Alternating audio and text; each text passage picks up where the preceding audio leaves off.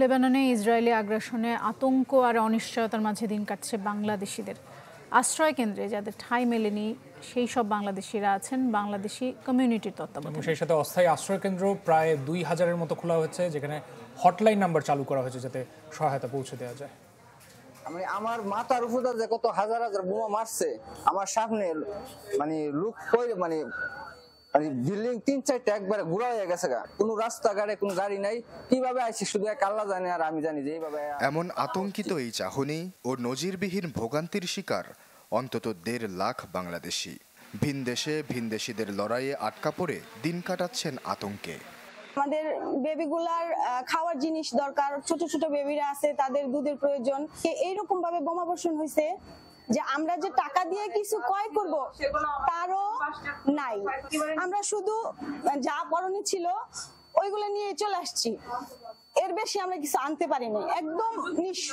বাচ্চারা ঘুম পাড়াতে পারছি না, হয়তো অনেক গরম।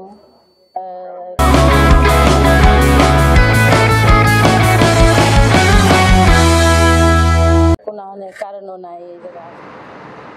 লেবাননে আকাশপথে ভয়াবহ আগ্রাসন চালাচ্ছে ইসরায়েল। কেউ দক্ষিণাঞ্চল থেকে পালিয়ে বৈরুতে গেলে হামলা শুরু হয় সেখানেও। তাই বাস্তুচ্যুতদের দিন কাটছে খোলা আকাশের নিচে।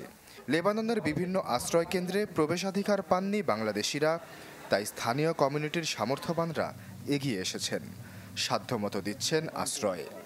ব্যক্তিগত উদ্যোগে চলছে উদ্ধার কাজ। আমরা বাংলাদেশ কমিউনিটি, এখানে যারা ব্যবসায়িক একটা সমিতি আছে এবং বিভিন্ন রাজনৈতিক দলের মাধ্যমে আমরা এখানে আশ্রয়ের কেন্দ্রের ব্যবস্থা করছি এবং প্রাথমিকভাবে খাবারের ব্যবস্থা করছি। আমরা চাই না যে প্রবাসীরা এত কষ্টে থাকুক। আমরা বিভিন্ন এলাকা থেকে ক্ষতিগ্রস্ত মানুষদের উদ্ধার করে আমরা সীমিত আশ্রয় এবং খানার ব্যবস্থা করছি। এসব আশ্রয় কেন্দ্র ঘুরে দেখে বাংলাদেশ দূতাবাস।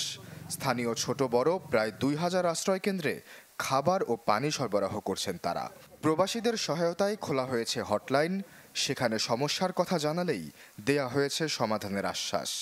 আমরা সার্বক্ষণিক যোগাযোগ রাখছি এবং সবাইকে আপনাদের মাধ্যমে আহ্বান জানাই, কেউ যদি অসুস্থ থাকেন, অসহায় অবস্থা থাকে, আশ্রয় কেন্দ্র না পেয়ে থাকেন, আমাদেরকে জানাবেন। আমরা আমাদের ব্যবস্থাপনায় প্রবাসী যে কমিউনিটি আমাদের এখানে আছে, ভাই বোনেরা যে সহযোগিতা করছেন, তাদের সহযোগিতায় কোনো না কোনো একটা ব্যবস্থা আমরা গ্রহণ করব। দূতাবাসের পক্ষ থেকে তথা বাংলাদেশ সরকারের পক্ষ থেকে আপনাদের কাছে কিছু খাদ্য সামগ্রী আমরা দিয়ে যাব। এখানে কিন্তু অনেক বাঙালি ভাই বোনেরা আছে, প্রায় 200 মতো।